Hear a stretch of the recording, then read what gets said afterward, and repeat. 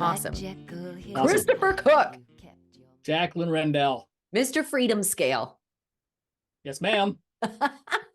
It's so great to meet you in person. Right. Yeah. With this, I was thinking there are these levels of meeting people, right? So I have friends, a small number of friends that I made on the internet and didn't meet in person for years, and one whom I still have not met in person, and yet I definitely consider them my friends. And so we've gone from level one, which is just text talking, to now level two, which is Zoom talking, and then maybe someday we might even meet in person. Yeah, a little meetup. Right. Yeah, where there's some Niagara palm Falls. trees. Yeah. Or Yeah, that'd be nice. or Niagara Falls. Right. Yeah. We haven't been in a while. Love it. The Canadian side's better. I think they'll let us in now. Are they letting Americans in? Depends on what Americans. No, I'm just joking. Yes, of course. You're free And to I come on definitely over. cool. Maybe we'll do that. Awesome. I love it. Yeah. Amen. Great. Okay, so be as general or specific with this first question. Okay. Where in the world are you? I am, well, if we were to throw a rock for 3 hours, like it would hit you. I think you're about 3 hours north of me. I'm west of Rochester, New York. So on the other side of the lake from you, probably, I don't know where exactly you are, but probably kind of due south. Oh, wait, no, you're in Hamilton. Yeah. Or is that, am I allowed to say that you're in Hamilton? Yeah, you can say it. You can say it. You can dox me. Right. I am in Hamilton for now. Yeah, I'm basically Niagara Falls. Right. Like, Yeah. Okay. So you're west of me. yeah, okay. Yeah, amazing. West. Yeah. Okay, great. So, yeah, tell me a little bit about your Substack origin. When did you first come to that, and why did you start your Substack? What brought you there? So the year anniversary was in January, and it sort of came and went unremarked. Substack had even put like a little, "Hey, do you want to do an anniversary post?" And I noticed it, and then I just, I had too many other things to say. So it's been just a touch over a year. And I mean, I don't know, if I start tracking the decision-making path that led me to Substack, don't I have to go to every single decision that I've made throughout my entire life and the decisions of all my ancestors going back to the beginning of time? So 600,000 years ago. Let me phrase it this way. How did you how did you hear about Substack? Like, did you know were you reading other people on it to join it, or? Right. So I was obliquely aware of it before COVID, but it was during COVID when, Eusebius and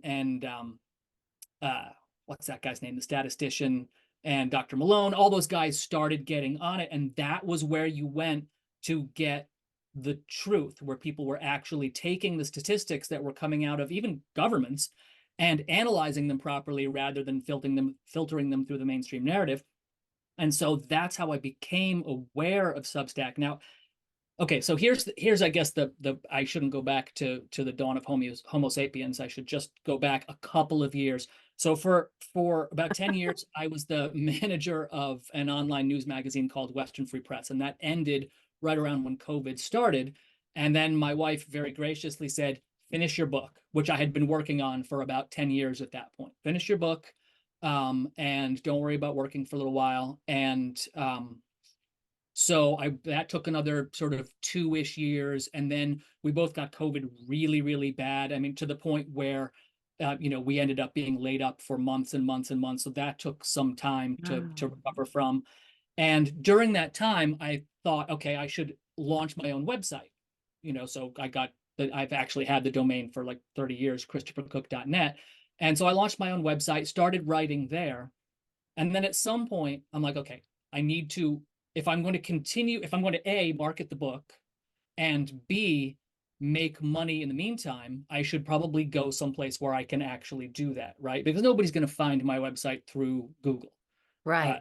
I mean, even if Google search algorithms were fair, which they're not, it would still be fairly difficult. So at some point, I just said, oh, Substack is a place where there's already a built-in audience and a system for collecting donations and the like. So I figured I'd start my Substack. So I first transferred everything that I'd written on my website from 2020 on which wasn't a ton, but maybe 70 pieces or something like that. I Wow. transferred that to Substack, and I've occasionally filtered them in to my Substack. And so I don't know if people notice, but you sort of have there's three voices coming out of Chris, right? There's the occasional happy pill voice, right, where I just do something fun, and then there's the anarchist side, which has sort of been bubbling up over the last year or so, and then there's a lot of kind of more boilerplate red pill stuff, sort of more of your classic left right stuff. Most of that is older stuff that I'm filtering in from the days when I was sort of more exclusively politically and ideologically partisan than I Yes. am. I mean, I still am philosophically, but I was more intense about it in the past. And so you'll see those red pill things pop up, and some of those are actually old pieces that I've refreshed a little bit. So Right. that's how I got here. Brilliant. I love it. And so how did you choose your first piece? Did you draw from your favorite article that you'd already written, or like what was your first piece and why did you choose that one? There was no sort of very intense choosing process involved with that. I think I just Okay. wrote first organically Substack piece. It was a bit of a call to arms. It was fairly strident. It's one of my styles, I guess. So I can get a little polemical at times. And it was of that character. Yeah. And I think I just wanted to sort of start out with a big symbol crash. And Yeah. that, I'm here. yeah, right, exactly. Yeah. So I'm curious about your book. Like what kickstarted writing that for you? And were you writing prior to that? I guess it kind of ties into the question of have you always been writing, or was this book your basically your first writing venture?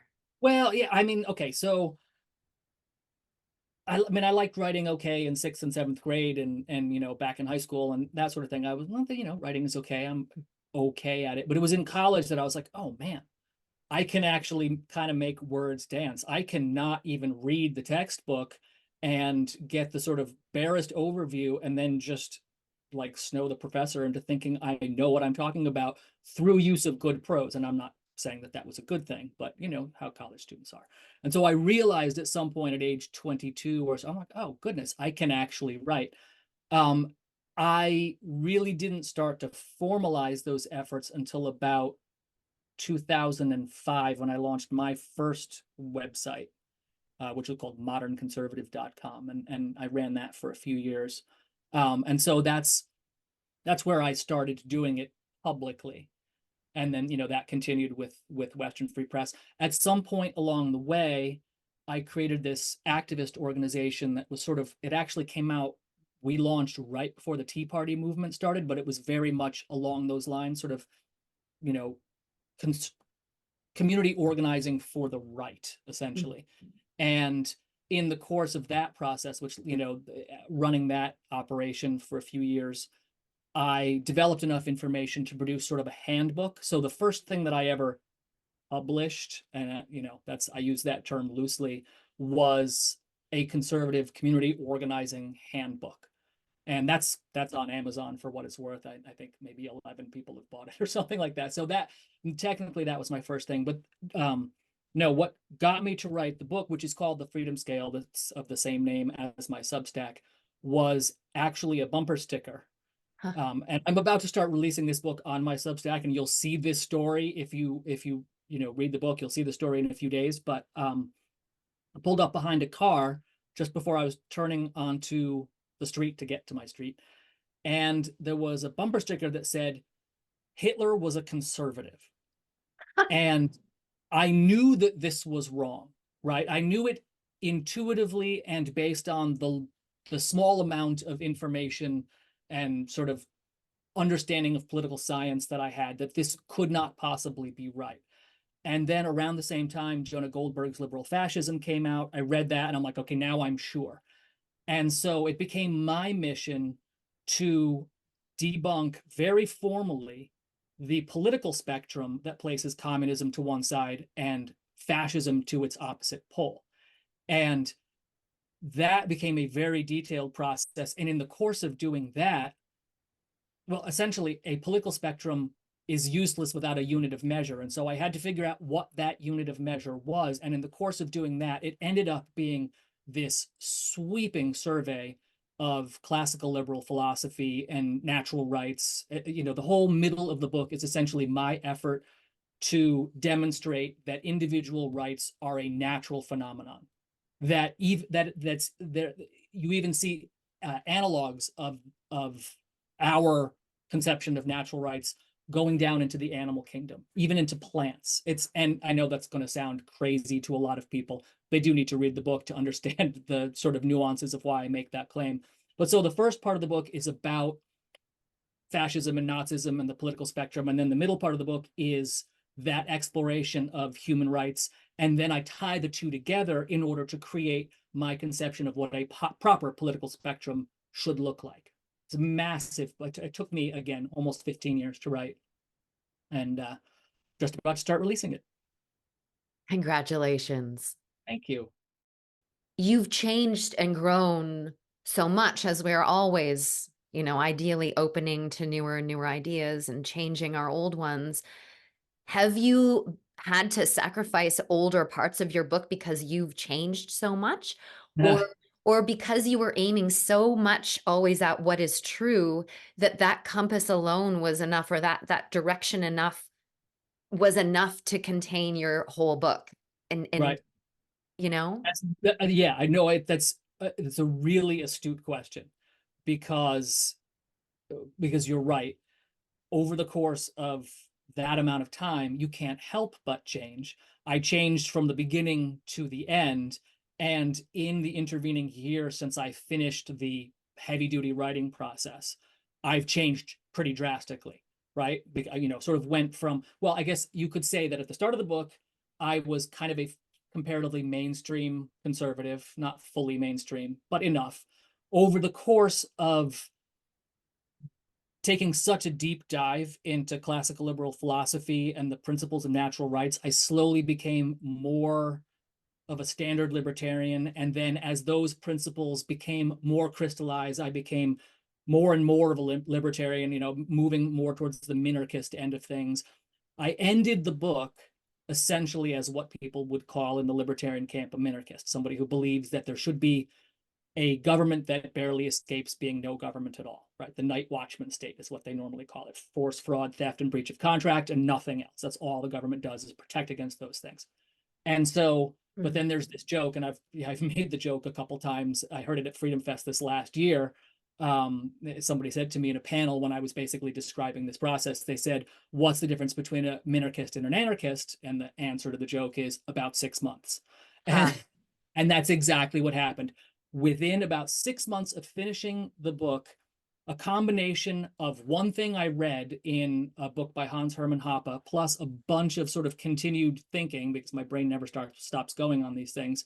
So sort of the last tumbler of the lock clicked, and I realized that all of the conclusions that had led me to minarchism had to lead me to anarchism. That if you draw them out to their logical conclusions, there's no other logical point to reach. So, yes, I have this book that was written across this huge ideological span. Now, I wrote it in a fairly ecumenical way from the standpoint of the right. So, in other words, even I was very consciously not trying to pick fights between libertarians and conservatives while I was writing it, right? I was demonstrating to my satisfaction and hopefully to the reader's satisfaction that conservatives and libertarians should be allies and not sort of butting heads due to the narcissism of small differences, as I think Freud called it, right? We've got more in common than we do not. So I don't think that I have much, like, if I wanted to update the book, which I will have the opportunity to do since I'll be releasing it sequentially on Substack, I can edit it one last time before I put each piece up. And if I wanted to, I don't think that I would have many changes to make in order to make it consonant with the degree to which my views have changed over the last year. But I don't think I'm going to do much of that. I think it stands on its own. It represents sort of that process for me. And, my next book can sort of take off from where that one left off. I think that'll be fine. I'm sure I'll edit it a little bit, but not much. Awesome. I'm curious to know, What was your most popular piece? What has given you the most views? Yeah, well, so for the longest time, it was this uh it was a piece on the whole trans issue where I laid out a sort of history of the left and why it is that they're so obsessed with trans issues now. And it's kind of a complicated argument to make here, but that for the longest time was the biggest piece. But recently, as my numbers have ramped up very rapidly, every day's piece is sort of the next biggest one. And I Wow. think that probably within the last, whatever the biggest piece is, it's within the last 3 weeks, because I've had sort of significant growth recently. So I think that whatever the biggest piece is, it's attributable to growth rather than some sort of specific intense issue. I think though for a while it was that, believe it or not, and this is the sort of thing that gives me hope, and it may even anticipate a question that you might be asking down the road, but it was the piece that I wrote about different possible ways in which a condition of voluntary order, a condition of anarchy might manifest. And it was very chart heavy, right? And so, I mean, I had 4 or 5 different charts in it and a Venn diagram and all this sort of stuff. And, Yeah. people will say to you, oh, that's way too heady. That's way too philosophical. That's not the kind of content you want. You need something that's more visceral, blah, blah, blah. But that I think is probably the biggest of all of my pieces, and that was within the last 3 weeks. So it was part of that rise, but that was specifically, which was about 2 weeks ago, I think. That was Yep. specifically, I think, the biggest one. So it just goes to show you that you just have to write what you think you should write, and then your people will find you. Yeah. What a great lesson for everything. Right, It just right. really makes you figure out who you are and how to be true to that and put it out there and not have any expectations. And then, well, I mean, that this maybe I'm just speaking to myself, but I mean, I never have expectations, but it's the act of actually the sharing that feels like the accomplishment in and of itself, and once I post, I feel like, oh, anything else that happens now, it's gravy. Right. I did it. I've sharing hasn't always come easy to me. So this has been such a great way to practice that. Right. Well, and you've not only shared, you've shared authentically, right? Like, so whether it's writing or it's a relationship, if you're playing to your audience and not being true to who you are, then it's not authentic, and that's it's just not as good, and that's going to become obvious eventually. It'll become obvious to a friend or a lover, and it's going to become obvious to your readers. Whereas if you are authentic, then you find the people who are your audience, your Yeah. tribe, who Yeah. like what you do. Yeah. Love that. Speaking of audience, I guess we've answered this already. Does having an audience or knowing you have your 800 subscribers play into what you write at all? Or are you just not even thinking about that when you go to write? No, I'm not. I want my numbers to grow. And the reason I want my numbers to grow is this, for me, is not like an avocation. It's not a hobby. I'm actually trying to do this, as a job. Yeah. And so I do need to keep the numbers growing, and I want to do the kinds of things that will make that happen. But that certainly doesn't influence the kind of content that I produce, as we just discussed. Now, what that does influence is things like carrying on conversations, right? I mean, the conversations, that part of my day is probably 6 hours of just answering people. Now, I type like a drunken monkey, as I said earlier today, and sometimes I make errors and I have to correct them. Maybe I'm not the fastest typist, and that accounts for maybe 12% of that. But it's a pretty big effort to keep all of those conversations going, to make sure everybody gets an answer. But that's one of the things that's very important to me, to keep the audience happy and engaged, and keep us all talking, keep us learning from each other, keep developing that community. It's funny, that same friend that I mentioned earlier, at one point he complained to me. He's like, your comments are too much of a love fest. And I'm like, that's not a bad thing. It's really not a bad thing, because that's how we found each other, and all of the people that are sort of becoming our tribe, our crew. That's how we found each other. And it's okay if we agree. And now that the Yeah. numbers are growing, we're getting plenty of disputes and disagreements as well. And we can, hash those out and sort of hone the blade of our ideas on the whetstone of their disagreements and all that kind of stuff. Yeah. So, I want it to be vibrant, but I'm not going to use the term safe. But I do want it to be a place where people can make friends and meet people and be comfortable as well. Community.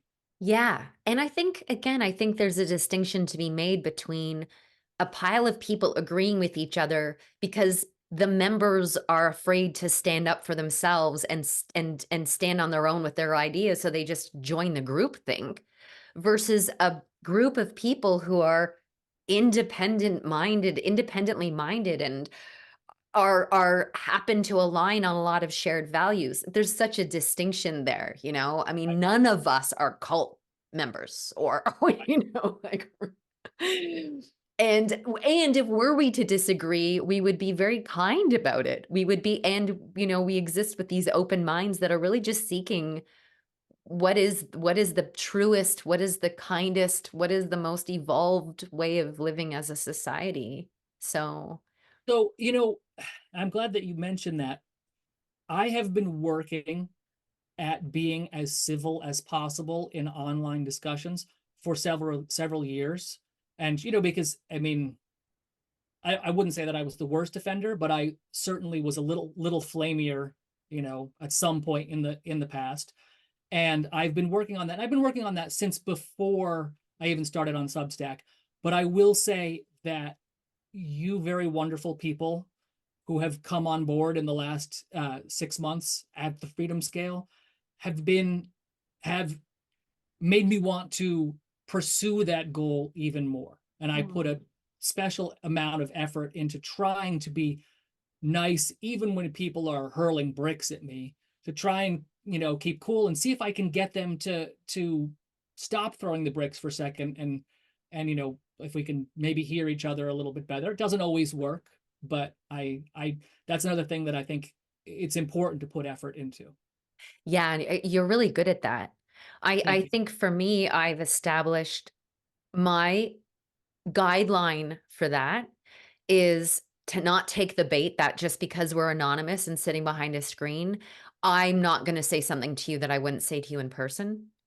And I also want to be able to look back at anything I've written online as my future self and be able to stand behind it and feel like I handled myself and I represented myself the way I'm proud of. And I'm determined to do that. It's that classic thing, like when people are in cars and they're in traffic and they give each other the finger just because they're safe in their car. It's like you wouldn't do that if you're walking down the street beside that person. Right. So, it's not an excuse to change how you behave and treat other people. And like you said earlier, there is a gate. You can gauge when someone is actually disagreeing with you, but engaging in a conversation where they're open to share ideas versus they're really just being antagonistic, Right. and I just can't be bothered to entertain any of those people anymore. Who has the time? Right. Totally. Although even with the antagonistic people, one of the things that I'm trying to do is to remind myself that there was some point in the past where I probably did something similar, and I've changed. I've tried to change. I've done my best to change, Yeah. but that I wasn't always where I am now. And so that helps me a little bit to not get as frustrated when somebody's sort of doing something that I might have been guilty of in the past. Yeah. Oh, and I Nice. also like the thing that you said about flipping people off in the car. I actually write about that in the book, about the ripple effects that good and bad actions have. And so I create this vignette where, in fact, somebody does flip somebody off in the car, and then that guy gets angry.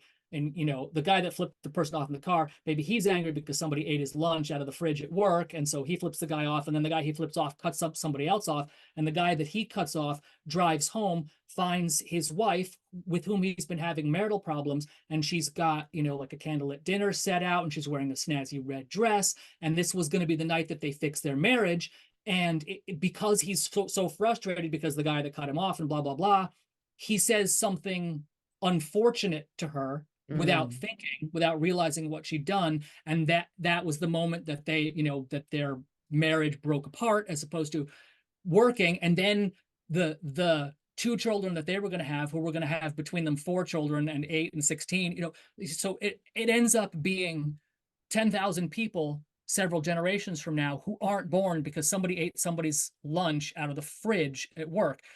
And so it's when I sort of, that finally dawned on me, I realized I should probably try to do nice things and not do bad things, because the ramifications can like ripple out into the spider web of the universe infinitely. And that was a terrible thought.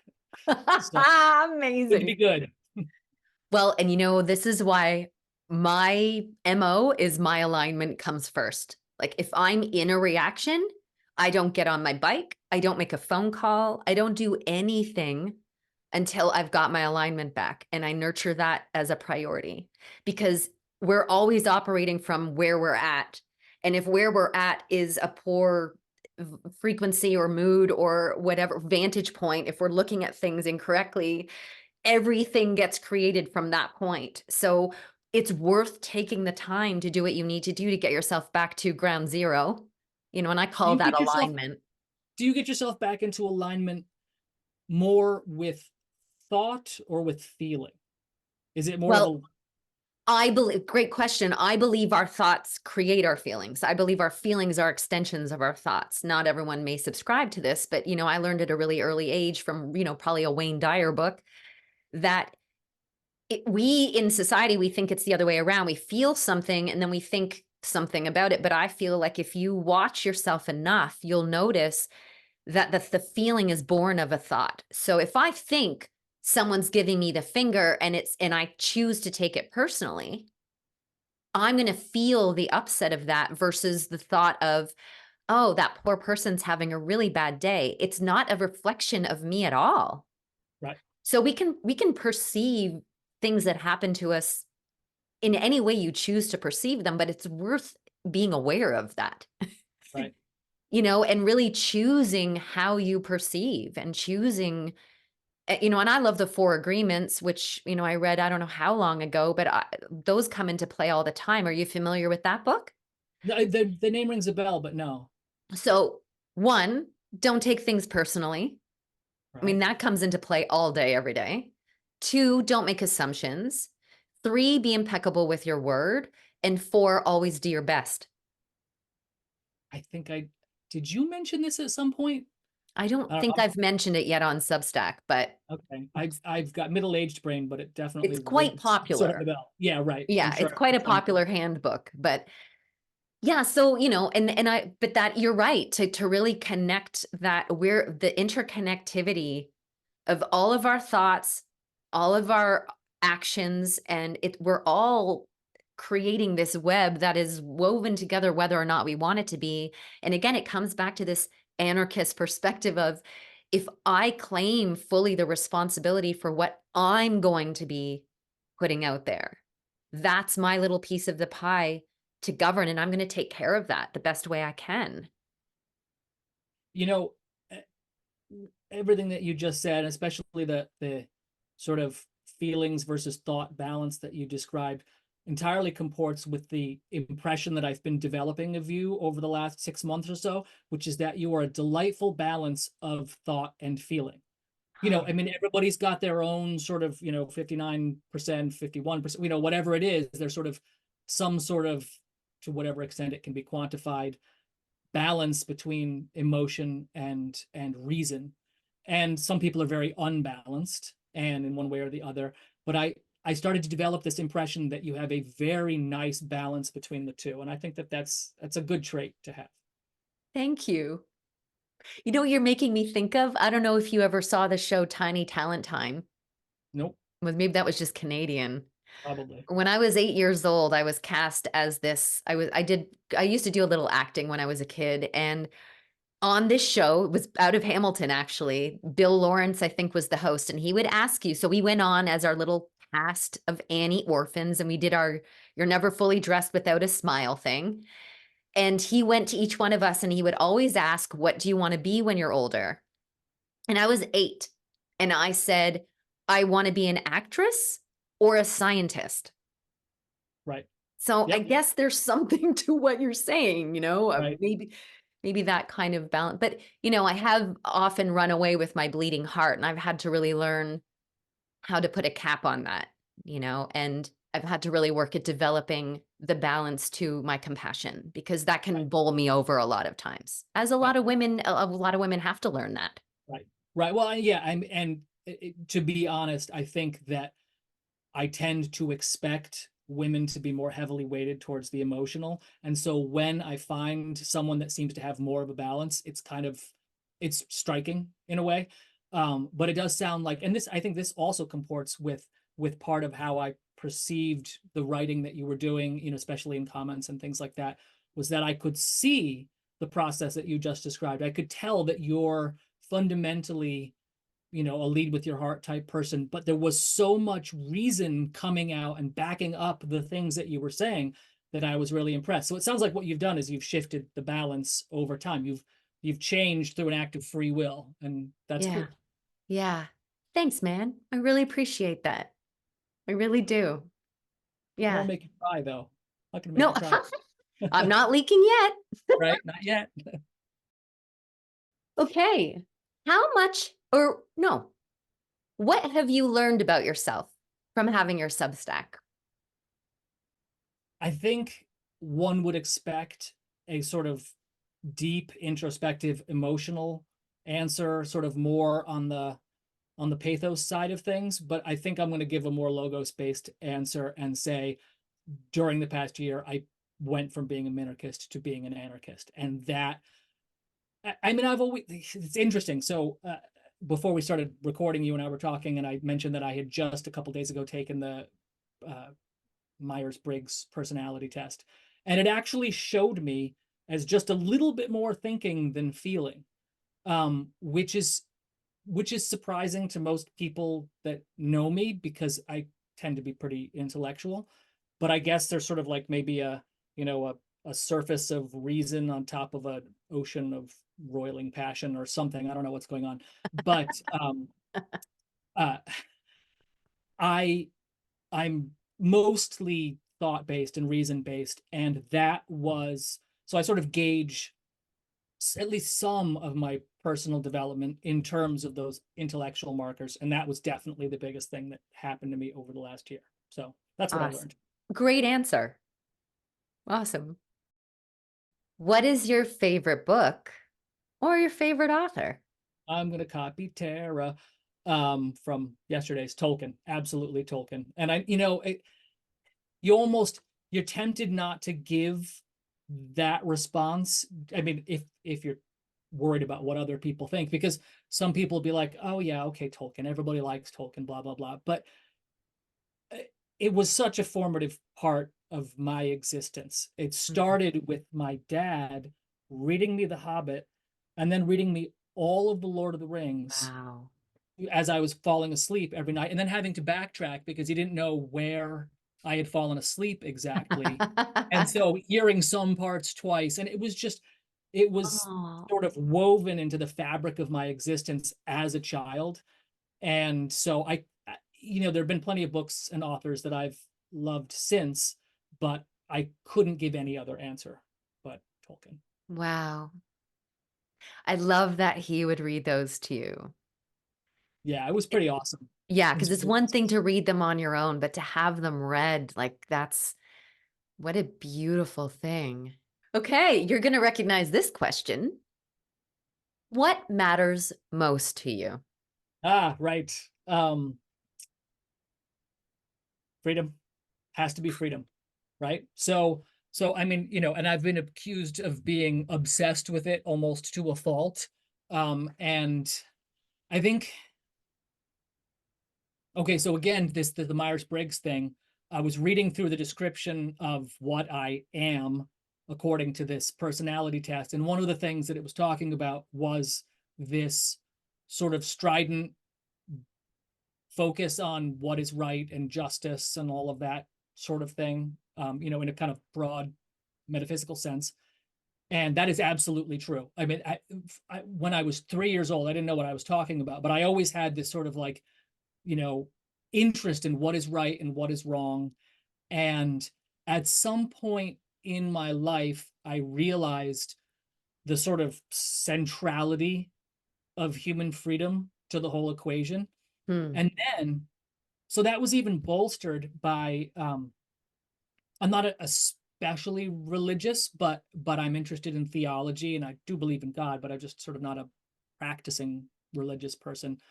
But the theological concepts like from C.S. Lewis and things like that, pointing out that freedom was so important to God that he gave us free will, even knowing that we could go wrong with our freedom, Mm. right? Aha. And and then I started talking to actually that same friend that I mentioned earlier, who was actually a priest in the Russian Orthodox Church for 10 years. So I used to have great philosophical discussions Mm. with him and or theological discussions with him, especially in those days. Um, he was telling me about process theology and the concept that maybe, according to process theology, maybe God is powerless to influence the universe, right? It is of his creation, but then he cannot actually do things in the universe. I don't actually believe that that's true, but I do believe that if things are as, if there is a theistic conception of God, as if there's a God of that type, and he gave us this free will, knowing the risks, knowing that we would go wrong, then at very least, even if he were to have the capability to mess with our free will, he wouldn't, right? Because if he does that, then he obliterates us. He takes away that gift, that thing. I mean, if you say, okay, we're created in the image of God, well, we don't necessarily have the capability to create something out of nothing, but we have this free will, right? And that's the rock so heavy he cannot lift it, right? Like he can't choose for us. He could take away our free will, he could do things to us, but he only you can choose for you. And that was kind of like a mind blown kind of moment for me, where I'm like, that's how amazing and important freedom is, that God would put us in this universe that, although it operates according to certain laws, is in and of itself a free thing, right? The universe is free to unfold as it does. And to put us in that universe and then give us this free will that even he cannot control in that way in choosing for us, it must be that big and that important. And then, when you factor that into the political importance that it has in terms of producing a free society, and were it to be respected in terms of it eliminating strife in the world or reducing strife in the world, it became clear to me that that had to be the core focus, at least for me. I mean, somebody else might say that love is the most important thing, and I can dig that, but for me, the freedom has got to be my focus. Yeah. Well, it almost feels like even the umbrella to contain love. It could even be bigger in a sense. I know that's a whole other conversation, but It is, but like I kind of have that thought, and sometimes I don't want to utter it aloud because yeah, people are like, oh my God, what's more important than love? right. But without freedom to not love, love Exactly. cannot be real. So Exactly. there's the umbrella. Exactly. Christopher, what does this next year hold for you? So okay, so I'm going to release the Freedom Scale, the book, Are not you the publishing it? Are you doing on a Substack for okay. sure. And then Yep. we'll see what happens, right? So once it's done, then I'm going to put it behind the paywall because I've got to start making money here. Yeah. A lot of work went into it. Once it's done, then I'll make the entire thing available to supporting members. Um, and then I think concurrently, no, I know concurrently, I have to also write another book. So this will be sort of written progressively, called The Distributed Nation, which is about the concept that I've been formulating over the last year for one way in which we can start opting out and forming our own polities, although they won't be allowed to be completely sovereign to begin, at the start. It's the beginning, and I'll sort of lay out how that works. So that's going to be a big project over the next however long it takes. Um, the truth is, at some point, so I mean, you know, I cannot praise and thank my wife and thank God for my wife enough, because she's given me the opportunity to pursue these aims.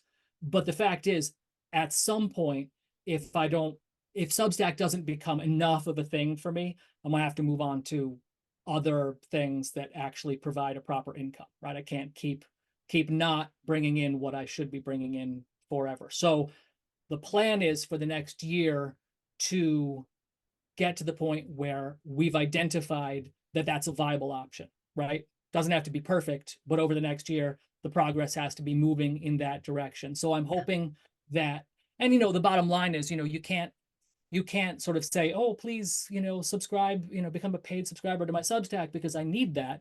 You have to give people content that they value. Yeah. And so I'm hoping that the two books will be a big part of that. And then we'll see sort of what else transpires in addition to that moving forward, and whether that's enough for things to go the direction that I would like them to go, and enough for people to be happy with what it is that I'm making happen. So that's the next year for me. Great.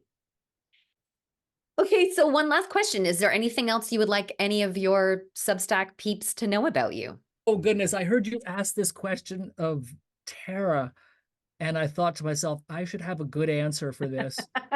And then I don't have a good answer. Like, so, like, well, okay, so some people, okay, so I'm a bit more extroverted, but I could anticipate a fairly introverted person answering this question. I don't want anybody to know anything about me, right? Like, you know, uh, I mean, you could go that way.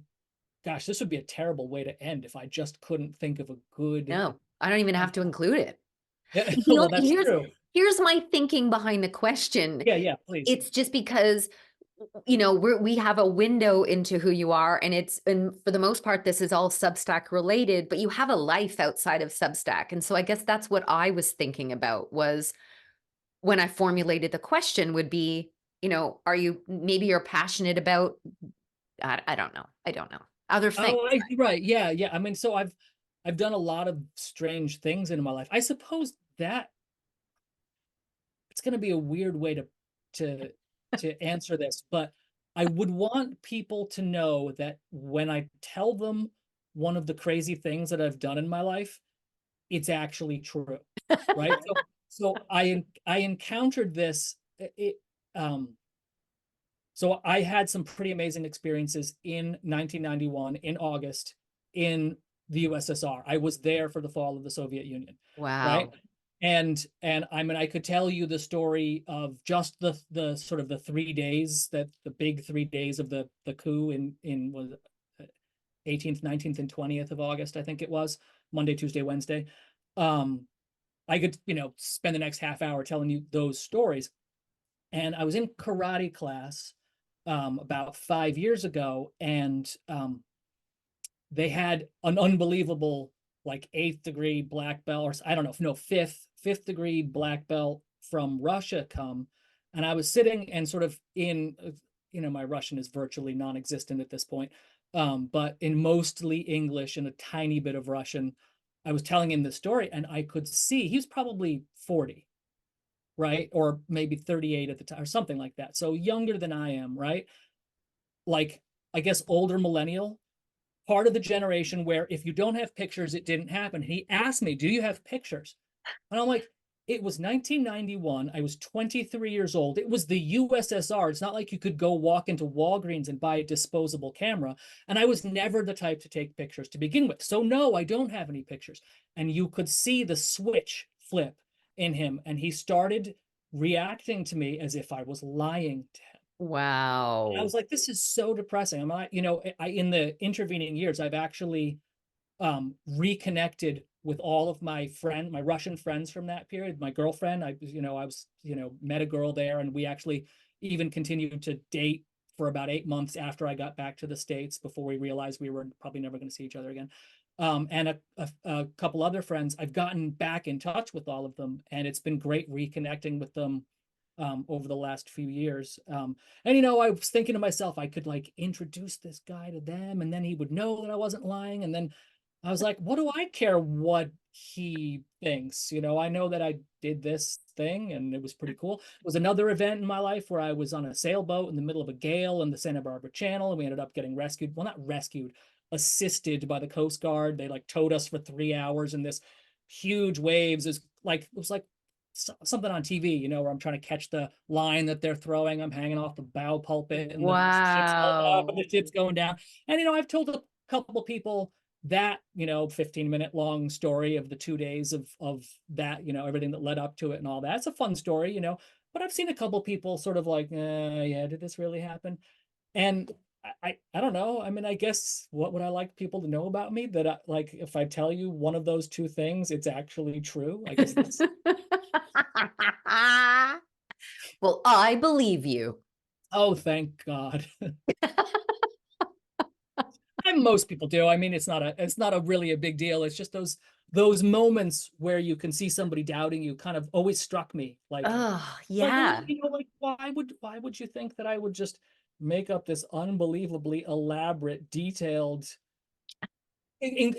like including the little bits where I've sort of forgotten the little detail here and there. Right, right. A made up story would be perfect from start to finish. Whereas occasionally I'm like, wait a minute, Yes. before or after that thing happened. And that's actually what you would expect after, I mean, it's been, how long has it been? 20, 23, A 22 years? long time. Or 30, no, 32 years. Yeah, 30. You know what Yeah. when I think then I'm like, that's because you're a moral person and you're honest, but people who doubt the honesty of other people are probably not honest themselves. That's how I Right. take that. Never trust somebody who doesn't trust you.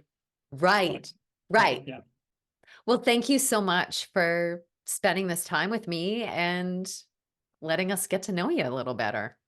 Yeah. Well, and thank you not only for having me and letting me say words, but also for letting me get to know you a little better. This has been a long time in coming, and I hope it won't be Mm. the last. Yeah, me too. We'll have to hook up some kind of Niagara Falls excursion or something. We'll see And what happens. that'd be great. Awesome. Thank Thanks, you so much, Christopher. Jackie. Thank you. Bye. Bye. Bye.